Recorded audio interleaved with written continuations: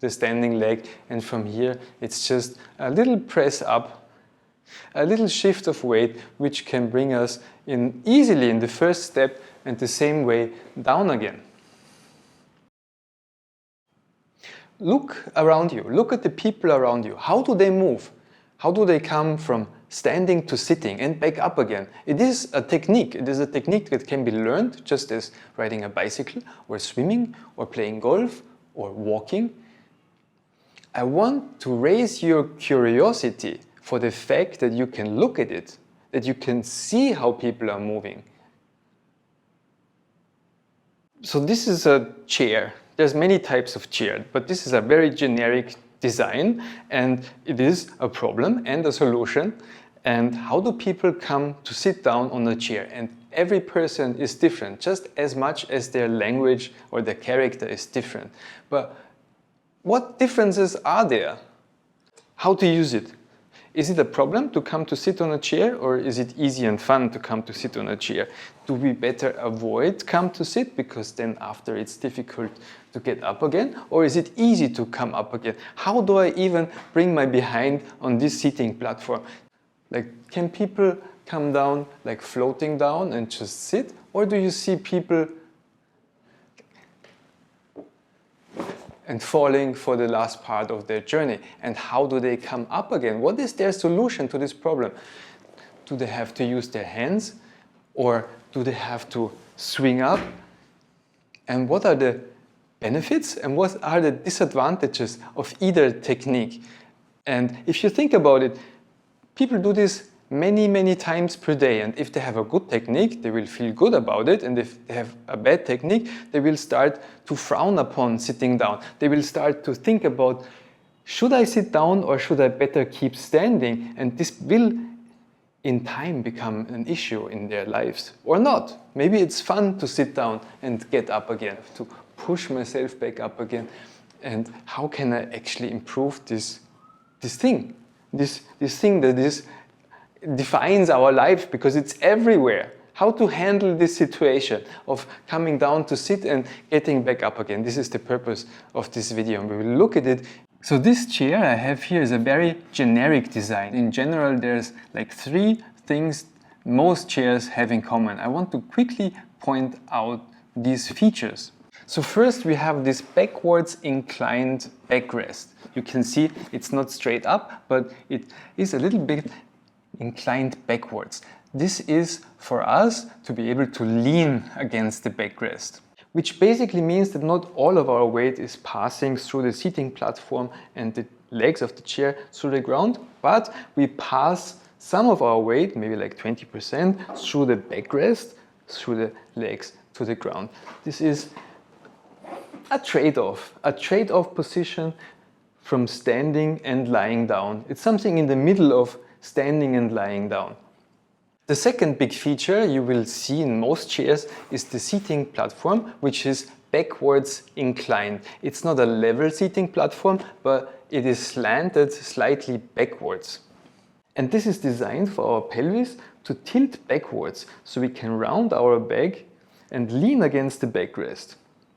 And here we already have the first major design flaw, which means our lower back is actually rounded backwards, and this gave grounds for a whole industry of cushion producers, companies who produce cushions, soft, hard, wedge-formed, inflatable, non-inflatable, that you can just sneak in between your lower back and the backrest to prevent your lower back from hurting. But that's a different story. And the third very common feature you will find in most chairs is this fat lip in front of the seating platform. So the seating platform doesn't run out evenly, but there's like a little mountain here, a little hill. And again, this little hill, I guess, is supposed to bring your knees a little bit further up and help your pelvis to round backwards, help your lower back to round, and help you to rest more against the backrest. But it's already the second biggest drawback of a regular chair design. The fat lip will press against your thigh from below and thus restrict the blood supply, the nervous supply, the fluid supply to your knee and your lower leg will be restricted, cut off to a certain degree by this rounded lip of the chair. And that's one way of a problem. And the other way is the metabolic waste products, like when your leg is alive, something living, a living being, and it creates waste product. These waste products must be brought back into the system and then discarded the way we discard waste products through our breath, through our kidneys. And this also cannot happen. And this is why sometimes when we sit for a longer time and our legs will start to feel tired, will start to feel painful. So actually we need to get up frequently. So this is a design flaw of the chair. And the fourth major design flaw of a chair is the bowl shape of the seating platform. So again, the seating platform is not level, is not neutral, but it is shaped like a little rice ball. In order to restrict movement, in order to make us sit better and more be able to fall against the backrest. So we cannot easily move the legs to the side or to the outside or roll or play with the legs because of this bowl shape of the seating platform. And it's all well meant, I understand that, and it's all in the name of ergonomics, and it all has one target, and this one target is to sit. A chair is built precisely for sitting. All of these design flaws for our anatomy are actually to point towards this function of sitting. So actually, the irony of it, a chair is really designed for sitting. There's only one purpose for a chair, and this is to sit. The purpose of a chair is not to be able to come into the chair easily or to get out of a chair easily, but the purpose is to confine us, to restrict us, to sit. It's like a prisoner who's confined to sitting while we are on a chair. If you sit in a chair for any length of time and your knees start to hurt or your legs start to hurt or your back start to hurt, it's actually not your fault. You thought maybe there's something wrong with you, but it's not. It's the design of the chair. So there's this singular purpose for a chair. A chair is for sitting. Actually makes sense, to be honest. Now, only the problem is we need to get into the chair and we need to get out of the chair. How do we do this? So as you can see, at the moment I'm really sitting. I'm really making use of the confinement of the sitting function of a chair. I'm leaning backwards against the backrest. My pelvis is locked into this little rice ball platform shape, and I'm more or less unable to move. So how could I come up? And if you watch young people, very mobile people, the way they come up is they will rock back and forth until they can just jump out, like they could lift their feet and then they're up. But this is not a very useful method to come up for everybody. Maybe some young people can do this, but even now, you see, when I come up in this way, I am standing in a way where it's not easy to make the next step. I would have to bring my legs together before I can make the next step, because when I stand like this, I stand very stable, but I'm not very able to walk in any direction, so I will have to adjust. And so we already have like a whole lot of steps when we do this. So of course we could come up like this. So this would be like a first trick, to come up with the feet a little bit closer, and then I can easily walk off this thing, walk away from it. So what would be a more generic solution, a solution that could work or would work or will work for everyone? Almost everyone, of course. So as we have learned, as you could learn in my previous videos, we were investigating or experimenting with weight shifting, with leaning to one side, leaning to the other side to bring the weight over one hip joint and the other hip joint. And we would start with this like we're trying to get a car out of the mud, of course, but instead of rocking wildly forwards and backwards, we would just shifting gently the weight to one leg or the other leg. And from this position, we could start to free one hip joint, to lift one hip joint. And when this hip joint is lifted, we can start to walk, to hip walk forwards on the chair until you're in a position where you can move in any direction. You can move forwards, or you could move to the right, or you could move to the left, or if you decide so, you could even move backwards again.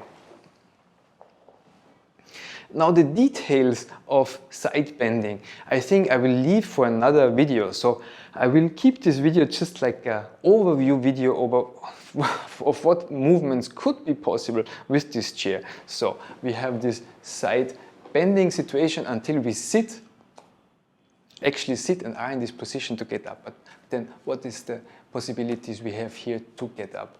And if you try this, please once have your knees together and your feet very close together, and once the knees, for us men, this is called man spreading. Since 4 years, the press defined this stance as man spreading.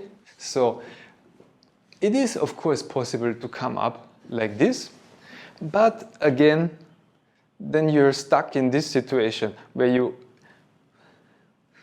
maybe this is a way to come up in a subway or in a train where it's very shaky. So you can come up and you're already in a safe stance, and then you could grab something and walk. So experiment a little bit with your spreading. Can you come up with the legs together and back down again, just equally easily? And here we have the details of this technique. Do you actually have control of your weight shifting?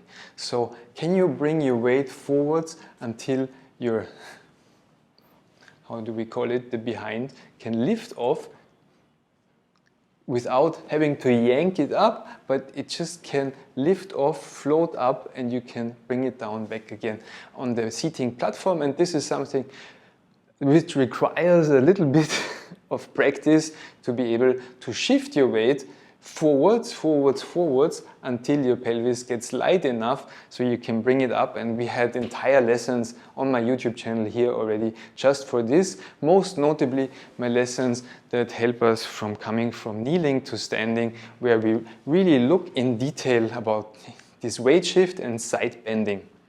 And of course, in sitting with a chair, it's the same body, the same mechanics, the same biointegrity structure, the same nervous system, the same everything, so we can apply the same everything to this situation. I mentioned the spread of your feet, from how far are your feet apart from each other, and then of course we also have the question of how far or how close do we have to bring the feet to the chair. And you can see in this little side view, if I bring my feet underneath my pelvis, it just already looks like a squat, and I could just extend my hip joint and knees to come up to standing. But this is always in a middle path. Why take the middle? The middle is the most problematic.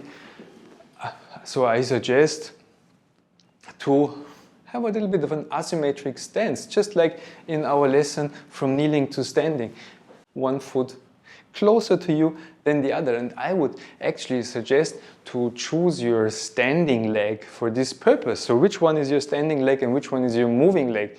Again, we had videos about this already. For me, my standing leg is the left leg, so I would bring my standing leg closer underneath my pelvis, and my right foot, which is my moving leg, I will stand just a little bit further away, and the knee is not too close and not too far, maybe very close, maybe like on a snowboard, on a mono snowboard.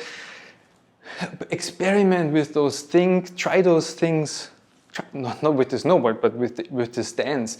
Try those things. And then the same, as always, applies to how to get up from here to side bend, to weight shift onto the standing leg, and from here it's just a little press up, a little shift of weight, which can bring us in easily in the first step, and the same way down again. Of course, we can change legs according to the situation and take the first step Also, you can decide how far do you want to bring your pelvis down. If you have a chair where you can bring the foot underneath, and then you can confine yourself into this sitting position.